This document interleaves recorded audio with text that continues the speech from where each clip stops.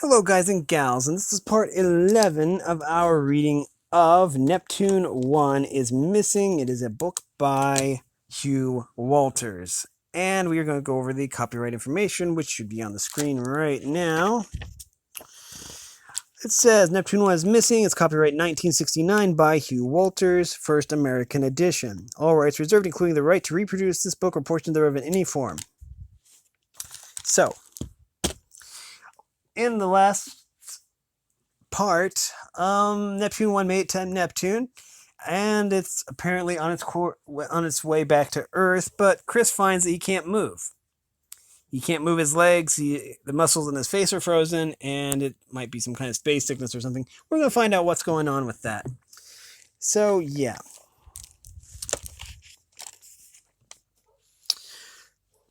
For very good reason, he couldn't move any of the muscles of his face. Again, he felt filled with alarm, but was this a new kind of space sickness that had struck him? Was Serge suffering too? A length of cable that must have been left lying around was floating about the cabin like a long, thin, flying snake. So they were definitely in free fall, and his immobility was not caused by high thrust. It was getting more difficult to think. Was his brain becoming affected as well? With a supreme effort of mind and body, Chris managed to raise his head a few inches. He could see Serge motionless on his own couch, so Serge had been stricken as well. With both of them unable to move, what was to become of Tony and Maury up there in the quote-unquote fridge? As he let his head sink back onto the padded cushion, Chris tried hard to think, but it was becoming more and more difficult. A delicious lethargy was creeping over him. Not only could he not move, but he found he was losing the desire to move after all. If Serge and he were to die, and the other two would complete the journey back to Earth, and that great problem would have been solved. It was comforting to think that something had happened to take the matter out of human hands. He gave up the struggle to think and sank gleefully into oblivion. "This can only mean that the ship went into orbit," shouted Mr. Gillianders, as a little knot of scientists crowded around the serried bank of instruments. "The tracking signal from Neptune 1 has begun to fade slowly. Then it had disappeared altogether. They know that the ship has reached the proximity of the planet when those signals have been sent out, so they were a true guide to the fate of Neptune 1 and its crew." When Whiskers had seen the failing signal as recorded on the dials and screens, his heart had sunk.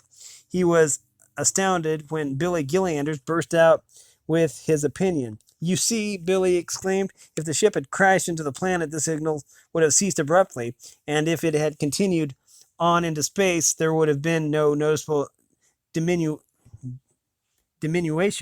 of strength for a considerable time. This fading means that the ship has been captured by the planet's gravity and is circling around it. We shall receive no signal at all when it passes on the far side. The planet will blanket them, but they should reappear as the ship emerges onto our side of Neptune."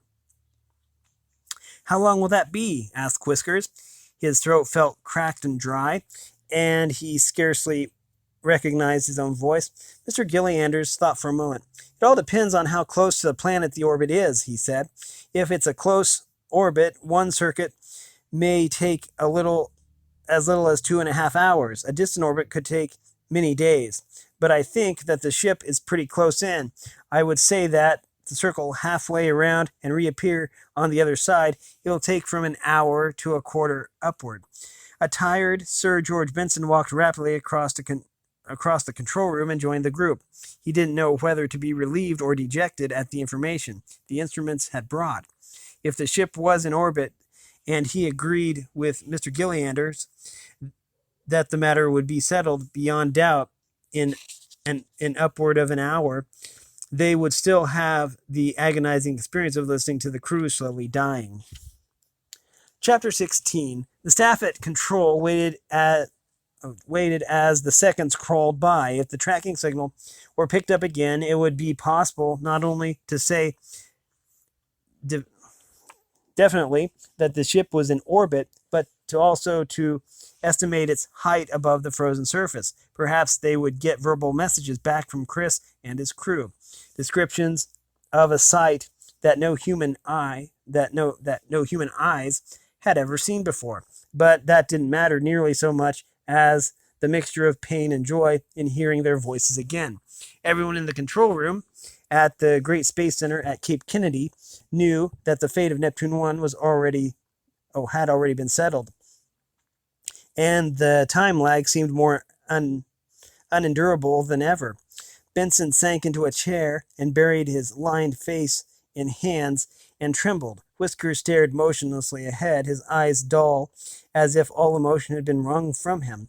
Billy Gillianders strode up and down the long room, continually peering at the instruments and dials. Dr. Rosenberg, the professor, and Professor Boronoff, alternately gave orders and snapped at the engineers and technicians operating the controls, as if they were to blame for the delay in the signals. "I think I'm getting something," one of the engineers suddenly called as he studied his instruments.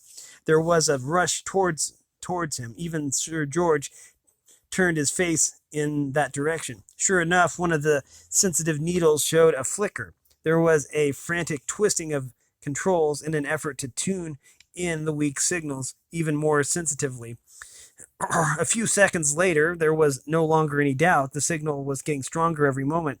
Sir George stood up and joined the others. Neptune 1 was coming round from the far side of the planet. Its broadcast was beginning to get through. 10 minutes later, the computer staff were able to announce that the spaceship had gone into orbit about 1,800 miles above Neptune's surface. "That's well within the planet's atmosphere," commented Dr. Rosenberg. "As far as we can tell, this extends some 2,000 miles above the surface and is mainly of methane." "What about friction?" asked Whiskers. "If it's inside the atmosphere, won't the ship burn up?"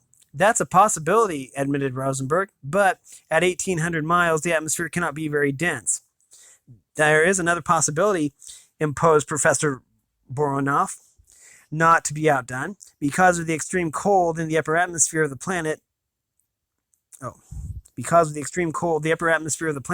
may consist of frozen crystals of methane. If that is so, then the passage of the ship through would result in a cooling. "So you think the crew could be frozen instead of scorched?" persisted Whiskers. "They won't be either," Sir George Benson interrupted. "The insulation of the ship is sufficient to protect either eventuality." "Oh, well, we'll probably soon be hearing from whoever is on duty," Whiskers consoled himself. However, the minutes passed by, and there was no sound from Neptune 1. Though the tracking signals were now coming in strongly, the voice transmitter remained silent. "What's happened to them?" Sir George demanded impatiently. "They should be reporting their situation. Maybe they are too occupied to broadcast just yet," suggested Mr. Gillianders, though he didn't really believe this and was beginning to feel a little worried. More time went by, and there was still no word from Chris or his crew. Sir George and his staff were becoming more alarmed every moment. "They'll be off around the far side again soon," the director murmured. What can have happened?" It was only too plain that when the tracking signals began to fade once more, all was not well aboard Neptune 1. The ship had completed its first circuit of the planet and was now well on its second, and there was only silence from the crew. Could the radio be damaged?" One of the asked the worried Whiskers. "Perhaps, as it was merely patched up, the deceleration put it out of action again." "That's a possibility," admitted Benson, "but only a remote one. I should imagine that Tony made a pretty sound job of the repairs. No, I don't like it. Something must have happened, or they would have been through before now." They had to possess themselves with what patience they could muster while the spaceship passed once more behind the planet. Now that more Now that more than a complete orbit had been done, the computer was able to work out the position of the ship more accurately. Sir George glanced at the figures impatiently. The important thing was what had happened to the crew. During the long, slow passage of the spaceship across the face of the planet, scarcely anyone in control spoke. They were all straining to hear any word from Neptune 1, but the voice radio remained obstinately silent. Though he knew it would be hours before it could reach them, Sir George ordered constant efforts to contact the crew. He knew that sometimes when an astronaut is semi-conscious, the persistent voice from the radio is significant to arouse him to respond. It was all in vain. By the time Neptune 1 had made 4 circuits of the planet, the urgent questions from control had brought no reply, and all was silent. Not a bleep from the voice radio, not a single indication that any of the ship's crew remained alive. Sir George Benson called a conference of his chief advisors to try to form an opinion of what might have happened, but it was, of course, pure speculation. It's certain, the director began, that the ship didn't crash or go shooting on past the planet. We know it went into orbit at an altitude of 1,805 miles. We know the tracking radio is working well, so the ship doesn't seem to have suffered damage in getting into orbit. What, then, could have happened to the crew? He had the recordings of the crew's last message repeated. The growing weakness in their voices was plain. There hadn't been any joking or back chat for some time, and the messages became briefer as the end of the record was reached. I don't think they had any idea toward the end of how close they were to the planet, Mr. Gilliander said. There was no indication that they were aware of their position. It seems that they were aware of very little, sighed Whiskers. They were all sinking fast. The medical men expressed the opinion that in their weakened physical state, the duty pair of astronauts were quite likely to pass out under the strain of deceleration. But as soon as the ship was in orbit free fall, they should have recovered. It was quite plain that this hadn't happened. If the stresses set up by the slowing down process had caused them to lose consciousness, they hadn't recovered after many hours of free fall. Perhaps this had already gone too far. They discussed at length the possibility that the crew were so weakened by lack of food that unconsciousness would merge into death. If this had happened, it would be the most merciful end. But had it? I don't think they were quite that far gone, one aeromedical specialist said. He'd been in charge of the medical side of the astronauts' training. He boasted that he knew every pore of their body and every thought in their heads. He was sure that Chris and his friends would unhappily last many weeks yet. Then what's the answer? Asked Dr. Rosenberg. I don't know, admitted Benson, but I fear the worst. What are your plans now, Mr. Director? Inquired Professor Boronoff. Will you break orbit and bring the ship back? Benson would have liked to say no. He would have preferred to let Neptune 1 circle forever, a captive of the giant planet, and give it a name. But perhaps it was his duty, apart from scientific reason, to bring the ship back to Earth. The least he could do would be to pay his last respects to the remains of his friends. We'll break orbit as soon as possible, he announced flatly. So the computer hummed and its lights winked until at last it chattered out the command that would bring the lifeless ship back to Earth. Let me know how it goes, Sir George said. A great weariness had fallen on him. It was more than physical fatigue, though he'd been on duty almost continuously for many days. Rather, it was the exhaustion of a mind that had suffered too much and had been called upon to make too many decisions, to weigh upon critical situations, to coordinate the wide activities of the huge space flight center. Thus it was that Sir George made one more decision. That would affect himself. He would ask UNEXA to relieve him of his job. Once Neptune 1 had landed, he would retire after bringing his last ship with its tragic cargo back to Earth. The heart of Whiskers, too, was as heavy as lead. He'd been the guide, philosopher, and friend of the 4 astronauts for years. He'd helped them through some difficult periods, and though he'd never been on a single venture with them, his cheery voice had kept up the spirits of the 4 young men. Their radio backchat had been a legend among the men at the Cape, who had often heard Whiskers cheering up the distant astronauts. Now he was wanted no longer. He would return for the last time to that delightful wife and the house near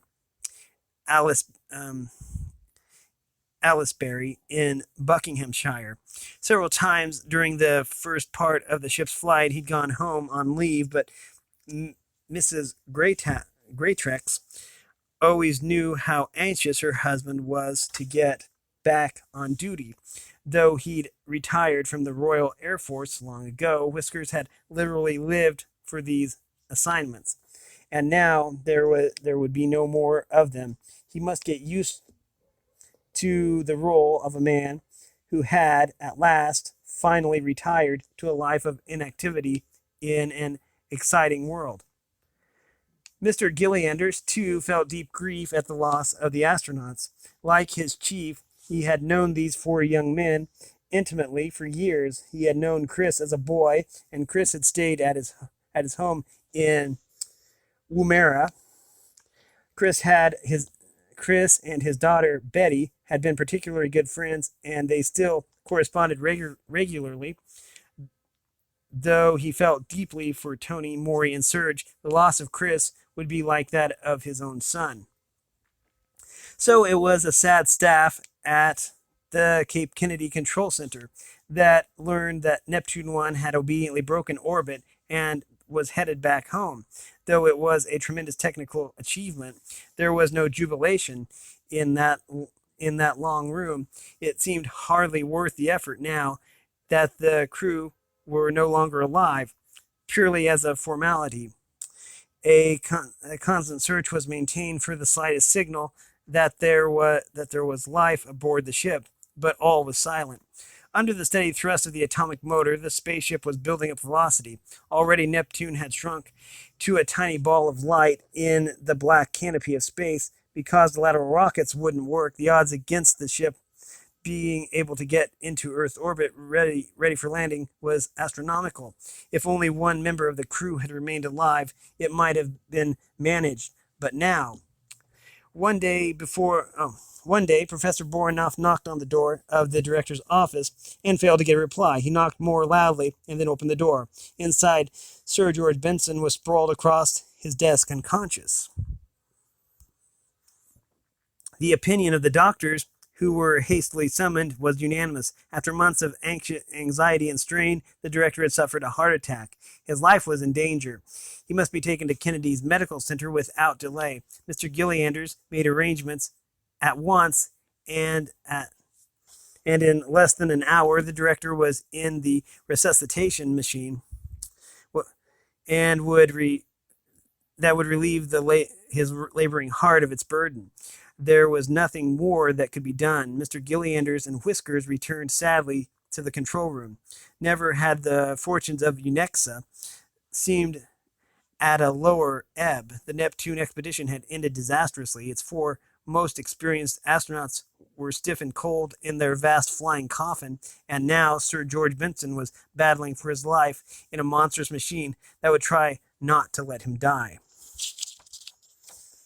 Chapter 17. Okay. Do you think it's any use continuing this? Dr. Rosenberg nodded towards the technician who was keeping constant radio watch on Neptune 1.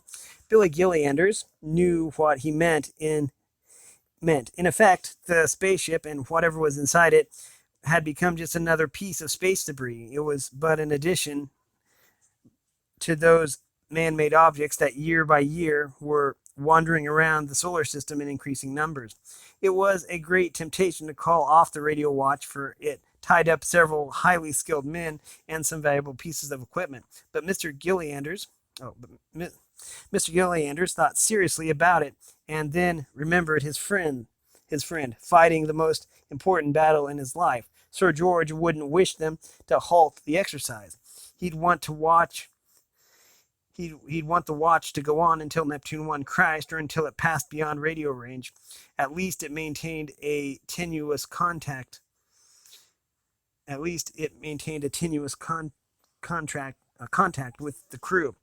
No, keep it going, Mr. Gillianders ordered. And so it was kept going for many weary weeks, though the ship was streaking homeward and the radio range becoming less. Not a sound had come to indicate that anything aboard was alive. Food supplies must have vanished long ago. Mr. Gillianders shuddered to think of the crew's last moments.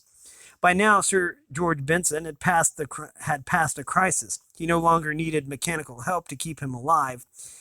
Still in his still in the medical center, he lay in a pleasant ward and was receiving every treatment that medical science could devise. Yet, in spite of this and of the most devoted nursing, he was making no progress.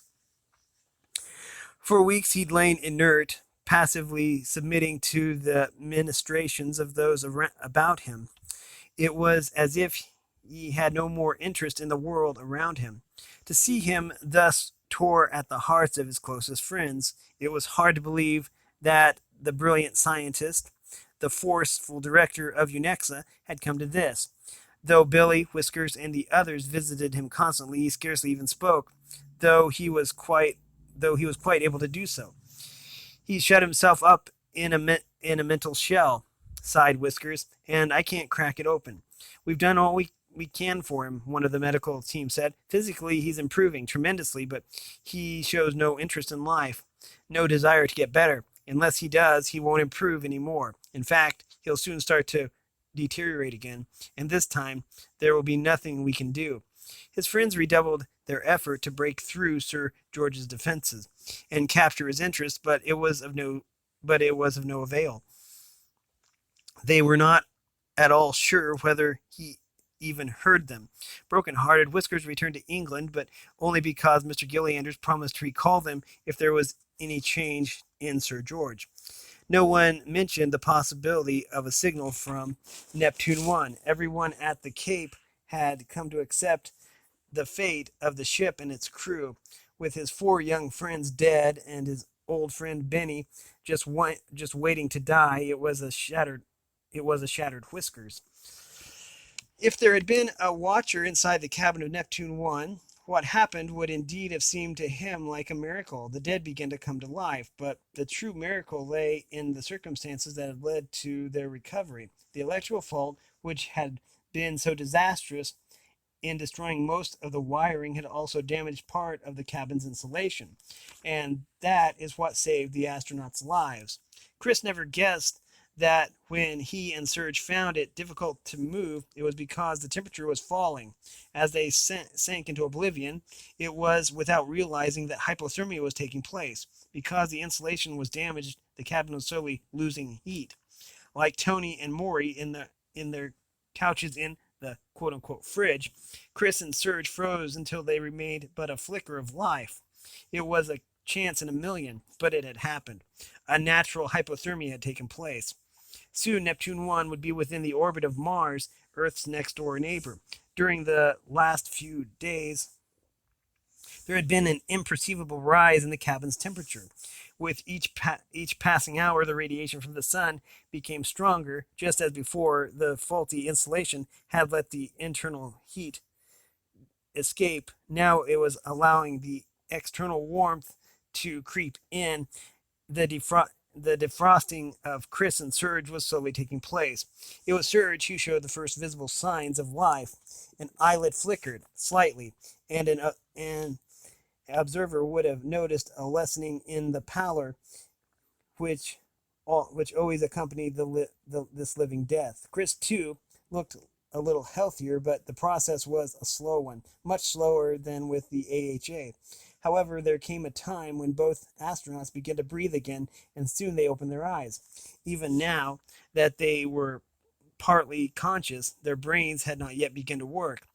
When at last thoughts began to flow through Chris's mind, it was to note that he'd now begin to feel slightly less stiff than he had a moment before. Experimentally, he tried to move an arm and succeeded. Then he turned his head and saw the inert surge a few feet away. For a moment, Chris had forgotten what the situation was, but now memory came seeping in, and before long he recalled what a desperate position they were all in. Seconds before, he'd felt a delicious lethargy spreading over him, and he'd hoped that he would fall permanently to sleep so that Maury and Tony could live. Soon it would be time to defrost them and for him to have a spell of hypothermia. As always, he had the inner struggle to fight. Should he break his solemn word to the others and sacrifice himself, or must he keep faith and awake Maury? But what had happened to Serge? Even as he turned to look, the Russian struggled up from the couch. "It's cold," Serge said simply. "So it is," Chris agreed, his mind still occupied with the problem, though having Serge there really left only one choice open to him. He dragged himself weakly towards the AHA. "But why has the temperature fallen?" Serge persisted. We will continue this at a later date. We have been reading from Neptune 1 is Missing. It is a book by Hugh Walters. And so yeah, if you like this content, then make sure you like and subscribe and ring the bell so you know when I upload. Also, if you want to support me in any way, or if you want to join the Discord server, all that information will be in the description below. As always, thanks for watching, everyone, and have a great day.